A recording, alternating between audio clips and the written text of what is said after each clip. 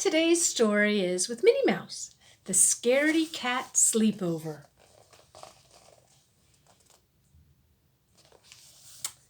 Minnie Mouse rolled her pretty pink suitcase up to her best friend Daisy Duck's front door.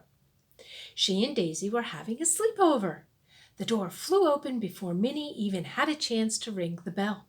"Hurry up," cried Daisy. "I've got a ton of stuff planned for us to do."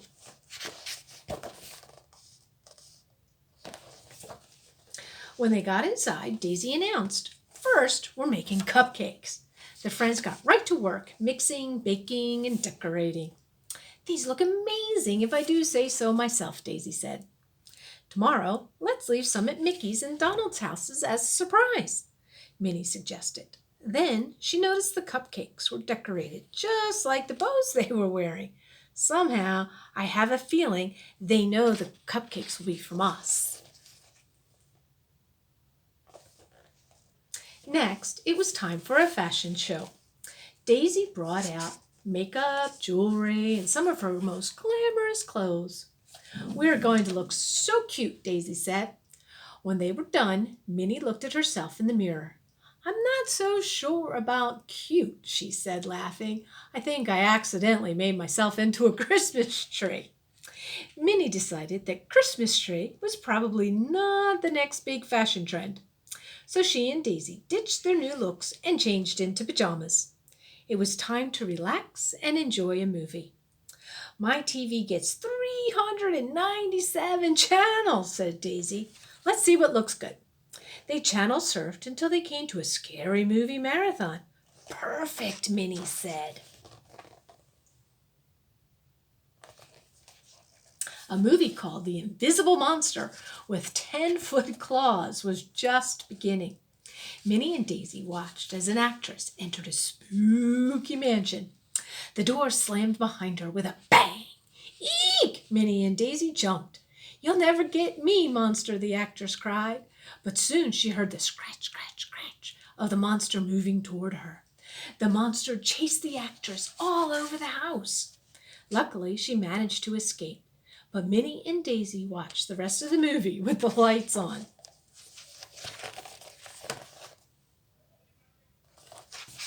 When the movie was over, the friends got ready for bed. Minnie tried not to jump every time she heard a strange sound. Daisy tried to ignore the creepy shadows on the wall. Soon they got into bed and wished each other sweet dreams. But an hour later, they were still awake. "That movie scared me," Minnie finally admitted. "Somehow, an invisible monster is even worse than one you can see. Just imagining what it might look like gives me the goosebumps." "I got goosebumps too," replied Daisy.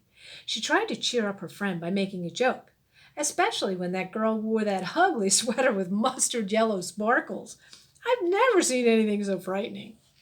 Minnie suggested they drink some warm milk to make themselves sleepy. After 2 big mugs full, they were back in bed and still awake. "It's not working," Daisy groaned. "What should we do now?" "How about counting sheep?" Minnie replied. She closed her eyes and began picturing a meadow full of them. Daisy closed her eyes too, but she decided to count on other things.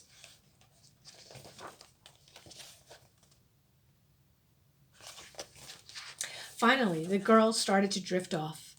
Then suddenly they heard a loud scratch. "What was that?" Daisy cried. "I don't know," Minnie said, huddling under her blanket.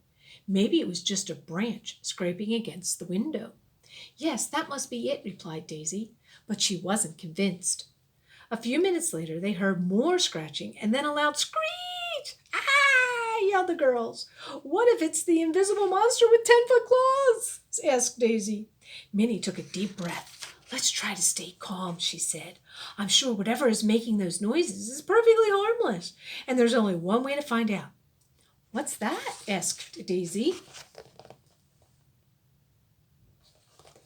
"We have to be like the girl in the movie and investigate," said Minnie. "Okay," Daisy nodded nervously, "but I'm not dressing like her." So the pair tiptoed toward the sound of the scratching. It seemed to be coming from outside the front door. "Let's peek out the window," suggested Daisy. "Maybe we can see something."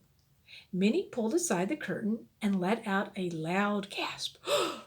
"What is it?" asked Daisy. "Aw, kittens!" cried Minnie. She quickly threw open the door and brought them inside. "Poor things! Do you think they're lost?" Daisy asked. "Maybe," Minnie replied. "We'll ask around the neighborhood tomorrow and see if they belong to anyone. In the meantime, I'll make up the spare bed," said Daisy. "What spare bed?" Minnie wondered. Daisy grabbed her laundry basket. "This one," she said. Who would have guessed that our monster would turn out to be furry and cute? Minnie asked as she snuggled back into her sleeping bag. "Not me," Daisy replied, and the two girls burst into giggles. Just a few minutes later, Minnie, Daisy, and the not-so-scary kittens were fast asleep. The end.